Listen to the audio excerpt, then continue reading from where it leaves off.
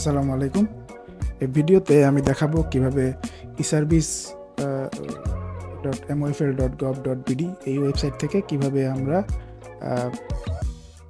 Manual যে লাইসেন্সগুলো আমাদের আছে বিভিন্ন ডিপার্টমেন্টের মৎস্য প্রাণী সম্পদ এবং বিএফডিসি এই তিনটি ডিপার্টমেন্টের যে ম্যানুয়াল লাইসেন্সগুলো অলরেডি এক্সিস্টিং ওই লাইসেন্সগুলো কিভাবে আমরা সিস্টেমে ইনপুট দিব।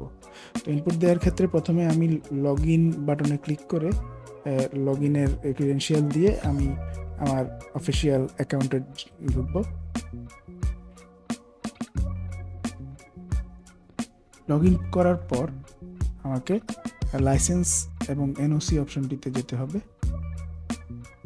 সেখান থেকে সার্টিফিকেট অপশনটিতে গিয়ে পুরাতন সার্টিফিকেট এন্ট্রি অপশনটিতে যেতে হবে। এখানে আমরা দেখতে পাবো মোবাইল নাম্বার দেওয়ার অপশনটি আছে। এখানে যেই অ্যাপ্লিকেন্ট অফিসিয়ালি এসে তার ইউজারটি দিয়ে তার সার্টিফিকেটটি এন্ট্রি করার জন্য এসেছেন, ওনার মোবাইল নাম্বারটি দিতে হবে। ওনার যদি ইউজার আগে থেকে থাকে তাহলে এখানে অনুসন্ধান বাটনে ক্লিক করলেই ওই ইউজারের সকল তথ্য চলে আসবে। আর যদি তার ইনফরমেশন আগে থেকে না থাকে তাহলে তাকে নতুন ব্যবহারকারী তৈরি করে দেওয়া যাবে। তো আমি একটি আগে থেকে আছে এমন একজন ইউজারের নাম মোবাইল নাম্বার দিলাম এবং ওই ইউজারটি চলে এসেছে। আমি তাকে নির্বাচন করলাম। আমি একটি লাইসেন্স ক্যাটাগরি সিলেক্ট করলাম এবং ওই ক্যাটাগরি অনুযায়ী যেই ম্যানুয়াল লাইসেন্সটি আমার হাতে আছে সেই ম্যানুয়াল লাইসেন্সের সকল তথ্য প্রয়োজনীয় তথ্য আমি এই ফর্মটিতে ইনপুট দিব।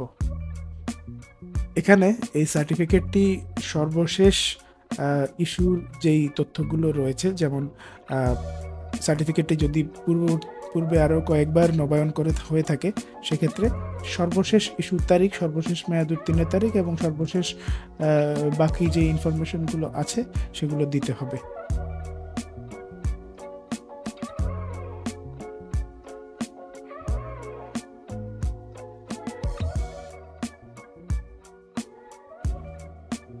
এখানে আমি সকল তথ্য দেওয়ার পর সর্বশেষ ইস্যুকৃত কর্মকর্তার নাম, পদবি এবং স্বাক্ষর প্রদান করে আমি সংরক্ষণ করুন বাটনটিতে ক্লিক করব।